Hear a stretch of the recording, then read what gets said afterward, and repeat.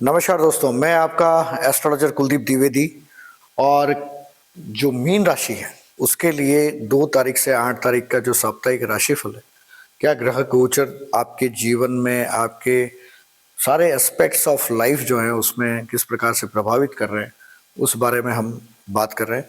और ग्रहों का जो ट्रांजिट है वो किस प्रकार से आपके लिए रहेगा उसके बारे में बात करें। मीन राशि वालों, आपका जो चंद्रमा है वो आपका 5th हाउस में 2 तारीख को है।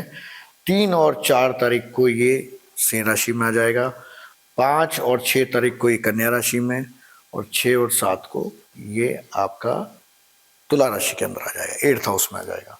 शनि आपका लग्न में विराजित है। गुरु जो वक्री होके आपका लग्नेश 4th हाउस के अंदर है। राहु आपका 11th हाउस के अंदर है। ये हमने बुध शुक्र इसलिए लिखा हुआ है क्योंकि 3 तारीख को बुध शिफ्ट हो रहा है रात को, और शुक्र भी शिफ्ट हो रहा है 5 तारीख को। तो ये शिफ्टिंग हो जाएगी इसी समय, इसी वीक के अंदर। और सूर्य और मंगल उच्च के, लेकिन अस्त आपके 11th हाउस के अंदर बैठे हुए हैं।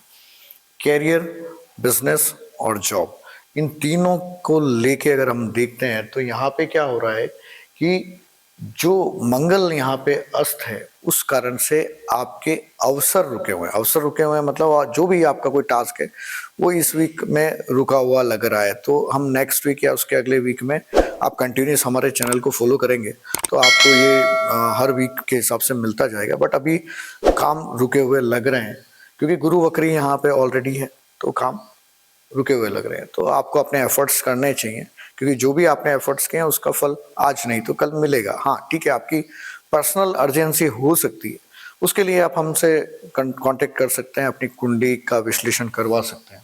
स्टूडेंट्स के लिए चंद्रमा यहाँ बैठा हुआ है, फिर उसके बाद में जब ये मूव करेगा तो ये अल्टीमेटली आपके लिए ठीक समय, अच्छा समय। आप अपना कंसंट्रेट अपना स्टडीज पे करिए।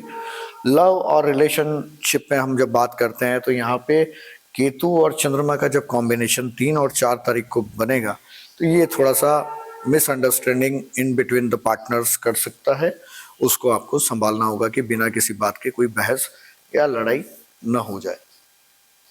हेल्थ की हम बात करेंगे तो हेल्थ में गुरु जब वक्री होता है तो आप अपन स्वयं खुद, क्योंकि लग्नेश है तो खुद ही कुछ ऐसी अपनी एक्टिविटीज होती हैं जिसके कारण से हमारी हेल्थ खराब हो सकती है, या ऐसे कुछ भी डेली बेसिस पे कुछ भी मूव होते हैं वो हम कहीं ना कहीं गड़बड़ कर रहे हैं। तो वो आपको अपने परिस्थिति के अनुसार, आसपास के परिवेश के अनुसार आपको चेक करने की जरूरत है कि आप क्या मिस्टेक कर रहे हो। क्योंकि यहाँ पे गुरु वक्री है मतलब कोई ना कोई टूकने वाला है।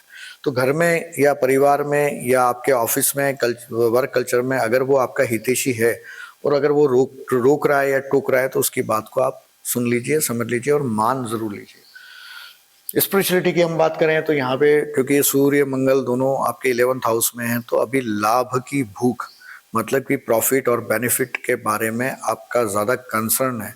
आपका दिलो दिमाग सारा यहीं पे कंसंट्रेट है। तो स्पिरिचुअलिटी थोड़ी सी इस समय में वीक रहती है, आध्यात्मिक के स्तर पे कमज़ोर है समय। तो ईश्वर से जितना आप सानिध्य या कनेक्शन बनाएंगे उतना आपके लिए फेवरेबल। यहाँ पे एफर्ट्स आपको करना पड़ रहा है, मतलब ईश्वर की कृपा जो आ रही है रुक नहीं रही है। ईश्वर अनवरत रूप से आप पे कृपा कर रहा है, लेकिन आप डिस्ट्रैक्टेड हो। तो आप you have to connect to the God और whatever the things you follow, वो रिचुअल्स को आपको करना पड़ेगा। रेमेडीज की बात करेंगे यहाँ पे, चंद्रमा जब यहाँ पे 6th हाउस में आएगा तो ये कंपटीशन में आपको जीत दिलाता है, मतलब कि आपको इजीली बेनिफिट हो रहा है। इसका मतलब ये नहीं कि आपको वो आदत लग जाए, क्योंकि कंटिन्यूस फिर अगले जब 2 दिन बाद ये इधर आ जाएगा तो फिर वही जीत आपको हार्ड लगेगी। तो इसका मतलब ये है कि आप अपना ईमानदारी इन कंपटीशन या कोई भी, आप बहुत बार मार्केटिंग में जो आपकी competitor company say that is also competition, तो वो कंपटीशन में शेखी बगाड़ने की जरूरत नहीं है या उसको टिकट लाइटली लेने की जरूरत नहीं है। नहीं तो फिर वापस अगले 2 दिन जो ये आएगा आपका 5 और 6 तारीख को वो डिस्टर्ब कर देगा। रेमेडीज आपको करनी चाहिए, सबसे ज्यादा इंपॉर्टेंट है यहाँ बुध अस्त है। तो बुध अस्त है और 12th हाउस के अंदर कुंभ राशि में गया हुआ है, जाएगा 3 तारीख के बाद में। तो इस सप्ताह पूरा आपको जो है वो चारा, ग्रीन ग्रास जो है वो गाय को खिलानी चाहिए, है ना, शुक्र को शांत करने के लिए। तो चारा जो है वो गाय को अगर आप डालते हैं, देखिए एस्ट्रोलॉजी बहुत विस्तृत है लेकिन बहुत सरल है, बहुत ज़्यादा टिपिकल उपाय में जाने की ज़रूरत नहीं है। जो आपके आसपास सराउंडिंग लोग हैं जो भी आपके पशु हैं या गौ माता हैं, उन्हीं से आपकी रेमेडी हो जाएगी। कहीं बहुत ज़्यादा भटकने की ज़रूरत नहीं, बहुत सिंपल उपाय है।